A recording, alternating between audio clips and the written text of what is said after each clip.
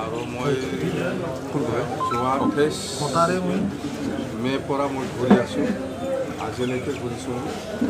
তো ইয়াত যিখিনি আমাৰ জেনেৰেল ভোটাৰ হওক বা ট্ৰাইবেল ভোটাৰ হওক, মই যিখিনি দেখিবলৈ পাইছোঁ, আশাবাদী বিজেপিয়ে জয়ী হ'ব লাগে। তো আৰু সময় আছে, নিশ্চয় ৰাইজে বিচাৰ কৰিব কোন দলে কি কাম কৰি আছে কৰা নাই, নিশ্চয় ৰাইজে বিচাৰ কৰিব।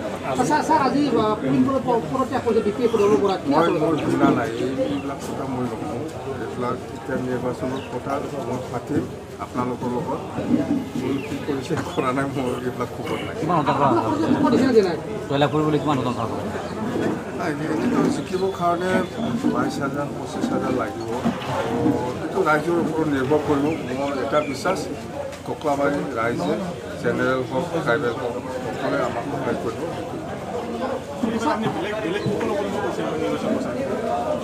নাই, নিৰ্বাচনত আমি আমাৰ হাতত পইচা টকা নাই ভাই, চবেই জানে। আমি হাজাৰ হাজাৰ মানুহ লৈ পেলাই আমি মিটিং কৰিব পৰা নাই, আমি কৰা নাই। গাঁৱে গাঁৱে ঘূৰিছোঁ, আমি গাঁৱে গাঁৱে ঘূৰি পেলাই যিখিনি ৰেছপন্স পাইছে খুব পজিটিভ, সেইটোৱে কৈছোঁ মই।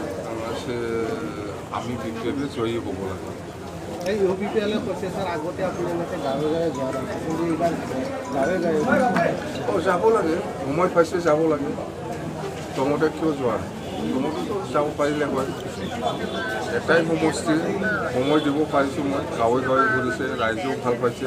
নহ'লেতো মই আগত ৰাজহুৱা মিটিং কৰিব, লেকচাৰ দিব, যাব, কি হৈছে হোৱা নাই গাঁৱৰ, সেইবিলাক মই একো নাজানিছিলোঁ। এতিয়া গাঁৱে যাই পেলাই মই বহুত কথা গম পালোঁ।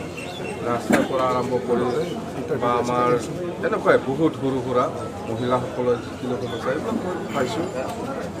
চৰকাৰ অহাৰ পিছত মই এইবিলাক কৰি দিম বুলি আশ্বাস দি পেলাই আহিছোঁ, আৰু মই কৰিম চৰকাৰ অহাৰ পিছত। চৰকাৰ গঠন হ'বই নেকি? নাই, এটা বিশ্বাস মোৰ। মোৰতো 5 বছৰ নাযায়, এইটো কৈ লাভ নাই।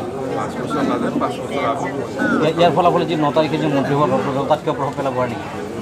নাই, ইয়াত প্ৰভাৱ পেলাই নেপেলাই মই এইটো কথা মই নকওঁ। সেইটো চেম ছাৰৰ ওপৰত নিৰ্ভৰ কৰিব। আমি মন্ত্ৰী পাই নাপাই সেইটো চেম ছাৰৰ ওপৰত নিৰ্ভৰ। কিবা দাবী জনাইছে মন্ত্ৰীত্বক লৈ কিবা দাবী জনাইছে? আমি দাবী জনাইছে মন্ত্ৰী আমাকো দিয়ক বুলি, সেইটো আমি দাবী দিছোঁ পাই।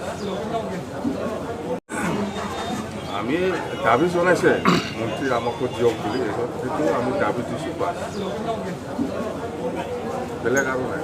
ঠিক আছে, নাই, সেইটো যেতিয়া আমি মন্ত্ৰী পাব বুলি কনফাৰ্ম হয়, তেতিয়া আমাৰ দলত আলোচনা হ'ব কাক দিয়া হয়। সেইটো প্ৰবীণ বড়োই কিবা পদত্যাগ পত্ৰ প্ৰেৰণ কৰিছে নেকি? মই নাজানো, চিনি নাপাওঁ। প্ৰবীণ বড়ো কোন হয় মই চিনি নাপাওঁ। প্ৰবীণ বড়োৰ পদত্যাগে দলত কিবা ক্ষতি কৰিব পাৰে?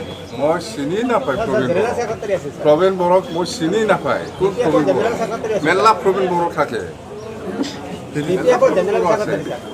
মেলা প্ৰবীণ বড়ো আছে, মই চিনি নাপায় কোন। দলৰ কোনো লছ নহয় নেকি? আমাৰ